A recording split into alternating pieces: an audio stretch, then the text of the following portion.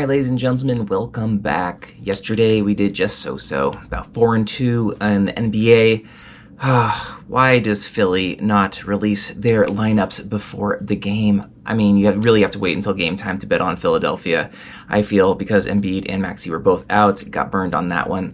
Oh well. Went 4-3 on the college realm because, boy, Houston just couldn't quite cover. Got a couple of close losses overall, but overall, positive. So here we go again today. We have a smaller NBA slate, so I'm only going to pick 3 games from there. First one I like is Indiana.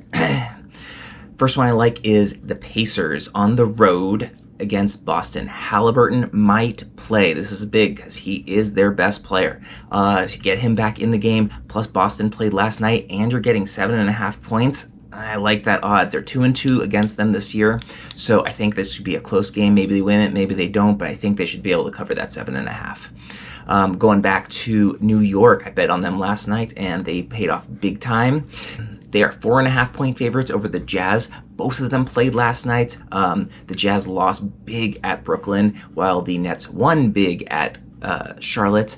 And not just that, but the home and away splits are pretty significant. New York is, 16-5 at home, while the Jazz are 9-18 on the road. So I like that combination of good home team versus bad road team. And it's only 4.5 points. I think that's some good money-making opportunities there.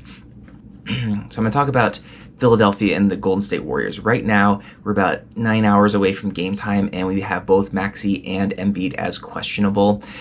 Who knows if they are going to play? Golden State is a 3.5-point favorites, and they've been playing some pretty decent ball lately. They've had some tough losses, but I feel like they're just about to turn the corner, whereas Philadelphia, they are all about Embiid and Maxey, and they have not played lately, and that has shown. They've lost 3 in a row. So, boy, it's a tough one. This one, you might want to wait until closer to game time to get that injury report, or you might want to roll the dice. I think I'm going to roll the dice and take Golden State minus 3.5 and hope that at least one of them does not play, because if both of them don't play, this should be an easy win for Golden State, especially at 3.5 points.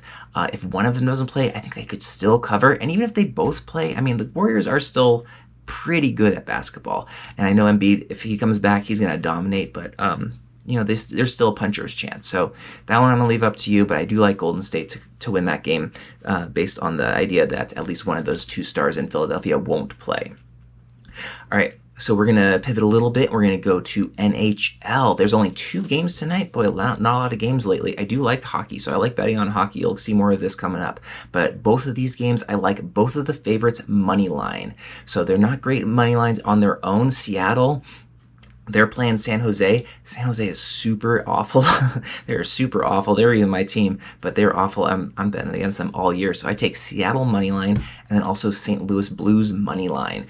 Blues have won 5 in a row, so I think there's good value. If you parlay them both together, it ends up at a plus 129, and both teams really should win. I think you can make some money if you just parlay Seattle and St. Louis money line. Keep it simple. They'll both win and get some positive returns on your action.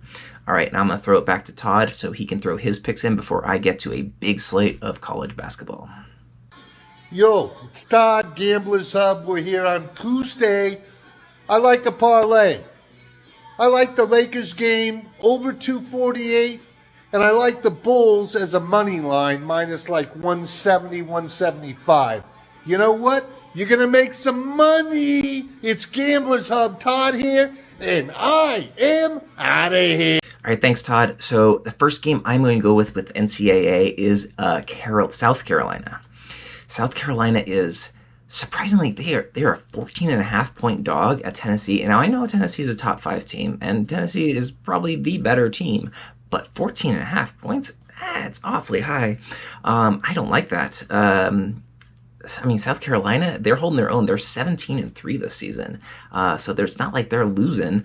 And they even have a winning record on the road. So even though it's in Tennessee, I think South Carolina can cover that 14.5 points. Whether they win or not, that's pretty much irrelevant unless you want to take the money line and get some really good returns. But I think South Carolina plus 14.5, I think ship that one into one of your parlay tickets.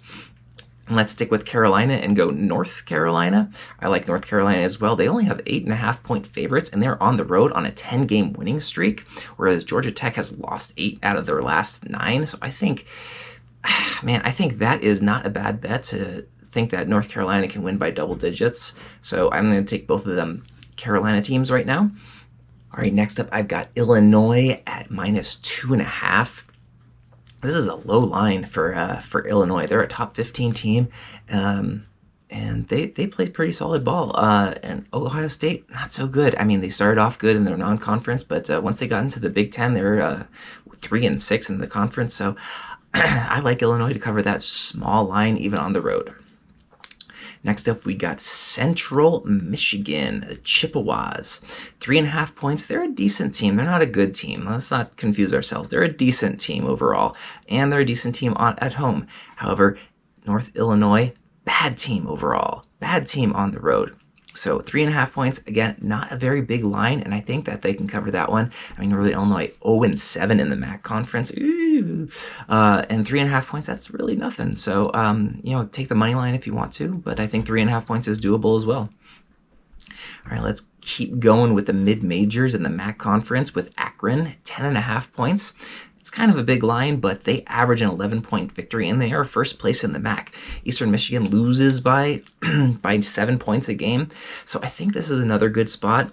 This one I'm not amazed about, but I think Akron could do that one. This might be another one where you want to tease it down, combine it with something else, maybe make the line lower, make it money line, something like that to make it more comfortable. But Akron should at least win this game.